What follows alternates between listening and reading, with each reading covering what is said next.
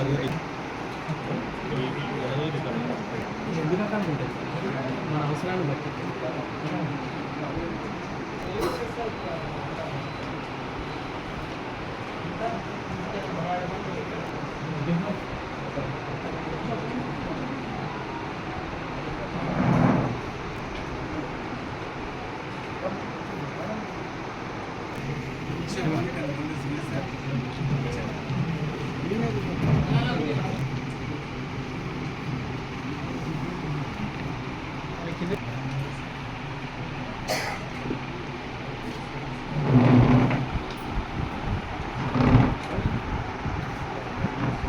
మనం ఈ పత్రికా సమావేశాన్ని ఏర్పాటు చేయడానికి ముఖ్య ఉద్దేశం ఏంటంటే నిన్న రాష్ట్ర డీజీపీ గారి ఆఫీస్లో మేము ఒక కంప్లైంట్ ఇవ్వడం జరిగింది. ఆ కంప్లైంట్ ఉద్దేశం ఏంటంటే ప్రధానమంత్రి గారు, మన గౌరవనీయ ప్రధానమంత్రి, 14వ ప్రధానమంత్రి, గతంలో ఏ ప్రధానమంత్రి చేయనటువంటి ధైర్యం, సాహసం చేసి 21వ తారీఖు ఏప్రిల్ 2024న బన్స్వారా అనే ఊర్లో రాజస్థాన్ రాష్ట్రంలో ఒక స్టేట్మెంట్ ఇచ్చేది. ఒక కులాన్ని, ఒక మతాన్ని, ఒక ప్రాంతాన్ని, ఒక భాష మీద దాడి చేసినట్టు మాట్లాడిండు.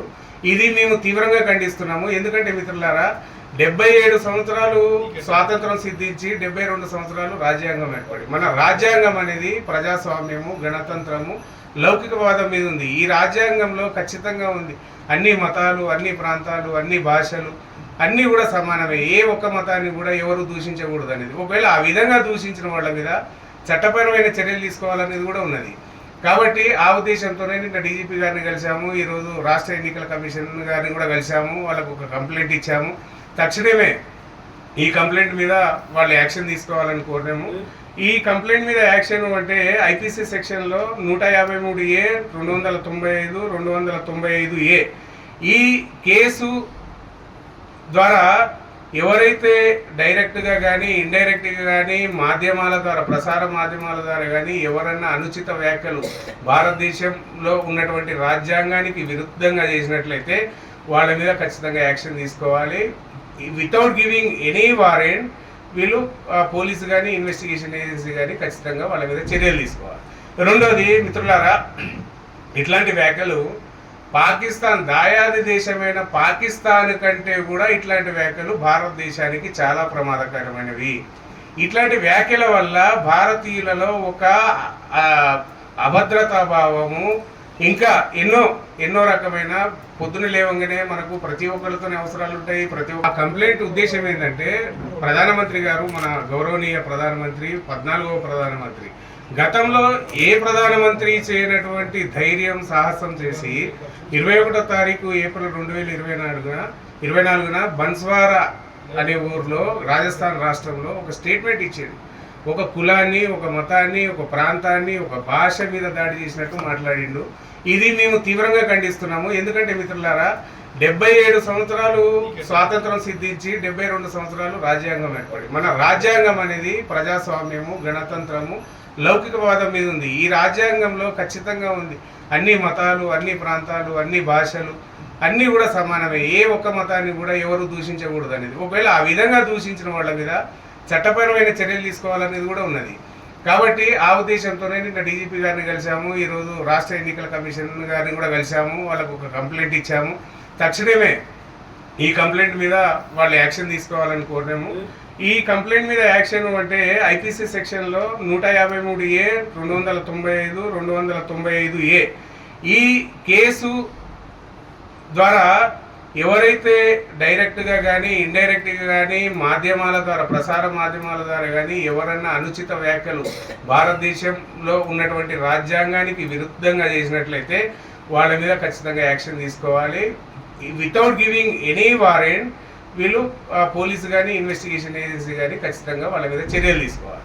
రెండోది మిత్రులారా, ఇట్లాంటి వ్యాఖ్యలు పాకిస్తాన్, దాయాది దేశమైన పాకిస్తాన్ కంటే కూడా ఇట్లాంటి వ్యాఖ్యలు భారతదేశానికి చాలా ప్రమాదకరమైనవి.